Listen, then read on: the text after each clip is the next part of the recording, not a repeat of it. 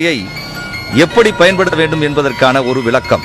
Centre மீடியனில் இருந்து இதை 4 டிராக்குகளாக பிரித்துக் கொள்ளலாம். உதாரணத்திற்கு சென்டர் மீடியனை ஒட்டி இருக்கும் இந்த பாதையை முதல் டிராக் என்று எடுத்துக்கொள்வோம். இது சுமார் 50 மீட்டர் மட்டும் உள்ளது. இது எதற்கு என்றால் வலது பக்கமாக திரும்பக்கூடிய வாகனங்களுக்காக போடப்பட்ட பாதையாகும். இந்த பாதையில் நேராக செல்லும் வாகனங்கள் வரக்கூடாது. வலதுபுறமாக திரும்பும் வாகனங்கள் இந்த பாதையை சுமார் 50 மீட்டருக்கு முன்பே வலது பக்கமாக ஒட்டி வர வேண்டும். அடுத்ததாக இரண்டாவது டிராக்கை பற்றி தெரிந்து கொள்வோம். இந்த பாதை எப்பொழுதுமே ஃப்ரீயாக இருக்க வேண்டும். ஏனென்றால் மூன்றாவது டிராக்கில் வரக்கூடிய எந்த வாகனமாக இருந்தாலும் ஓவர்டேக் செய்ய இந்த இரண்டாவது டிராக்கை தான் பயன்படுத்திக் கொள்ள வேண்டும்.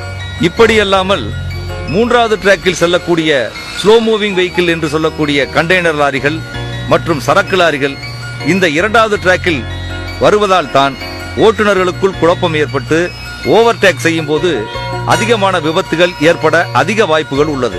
ஆகவே இரண்டாவது டிராக் ஓவர்டேக் செய்வதற்கு மட்டுமே இருக்குமேயானால் கண்டிப்பாக விபத்துகள் ஏற்படுவதை தடுக்கலாம். இப்பொழுது மூன்றாவது டிராக்கை பற்றி தெரிந்து கொள்வோம். இந்த மூன்றாவது டிராக் மிகவும் முக்கியமானது. ஏனென்றால் 2 சக்கர வாகனங்களை தவிர மற்ற அனைத்து வாகனங்களும் இந்த டிராக்கில் தான் செல்ல வேண்டும். ஓவர்டேக் செய்ய மட்டுமே இரண்டாவது டிராக்கை பயன்படுத்திக் கொள்ள வேண்டும். அவ்வாறு ஓவர்டேக் செய்த பிறகு மீண்டும் இந்த மூன்றாவது டிராக்குக்கு வந்துவிட வேண்டும். அடுத்தது 4வது டிராக்கை பற்றி தெரிந்து கொள்வோம். இது சுமார் 5 அடி மட்டுமே அகலம் கொண்ட பாதையாகும். இதில் 2 சக்கர வாகனங்கள் மற்றும் மிதிவண்டிகள் செல்ல வேண்டும்.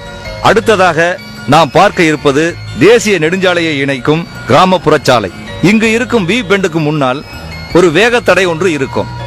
இங்கு வரும் அனைத்து வாகனங்களும் நின்று தேசிய நெடுஞ்சாலையின் போக்குவரத்தை கவனித்து எந்த வாகனங்களும் வராத போது தேசிய நெடுஞ்சாலைக்குள் நுழைய வேண்டும். அவ்வாறு கவனத்துடன் நுழைந்தால் விபத்து ஏற்படாமல் தடுக்கலாம். இப்பொழுது நீங்கள் பார்க்கும் இந்த தேசிய நெடுஞ்சாலையில் யூ-டர்ன் செய்வதற்கும் கிராமம் மற்றும் நகர்ப்புற வாகனங்கள் இந்த பாதையில் குறுக்கே செல்வதற்கும் எந்த பாதையும் இல்லை. இப்படிப்பட்ட இடங்களில் எந்தெந்த வாகனங்கள் எந்த டிராக்கில் செல்ல வேண்டும் என்பதை இப்பொழுது நாம் பார்ப்போம். சென்டர் மீடியனை ஒட்டியுள்ள இந்த பாதையை முதல் டிராக் என்று வைத்துக் கொள்வோம். இந்த பாதை எப்பொழுதும் ஃப்ரீயாக இருக்க வேண்டும். இரண்டாவது டிராக்கில் வரக்கூடிய 2 சக்கர வாகனங்களை தவிர மற்ற அனைத்து வாகனங்களும் இந்த முதல் டிராக்கை ஓவர்டேக் செய்ய மட்டுமே பயன்படுத்த வேண்டும். இந்த தேசிய நெடுஞ்சாலையில் இரண்டாவது டிராக்கை பற்றி நாம் தெரிந்து கொள்வோம். இந்த இரண்டாவது டிராக்கில் 2 சக்கர வாகனங்களை தவிர மற்ற அனைத்து வாகனங்களும் இந்த டிராக்கில் தான் போக வேண்டும். குறிப்பாக இதில் சரக்கு வாகனங்கள் மற்றும் கனரக வாகனங்கள் இந்த பாதையில் தான் வர வேண்டும். இப்போது இந்த தேசிய நெடுஞ்சாலையின் 3வது டிராக்கை பற்றி நாம் தெரிந்து கொள்வோம். இதில் சைக்கிள் மற்றும் 2 வீலர்கள் மட்டும் செல்ல வேண்டும். தேசிய நெடுஞ்சாலையில் வாகன ஓட்டிகள் சரியான பாதையில் அளவான வேகத்துடன் சென்றால் எந்த விபத்துகளும் ஏற்படாது. தேசிய நெடுஞ்சாலையில் எந்தெந்த டிராக்குகளில் எந்தெந்த வாகனங்கள் செல்ல வேண்டும், எப்படி செல்ல வேண்டும் என்று உங்களுக்கு மிக தெளிவாக புரிந்திருக்கும்.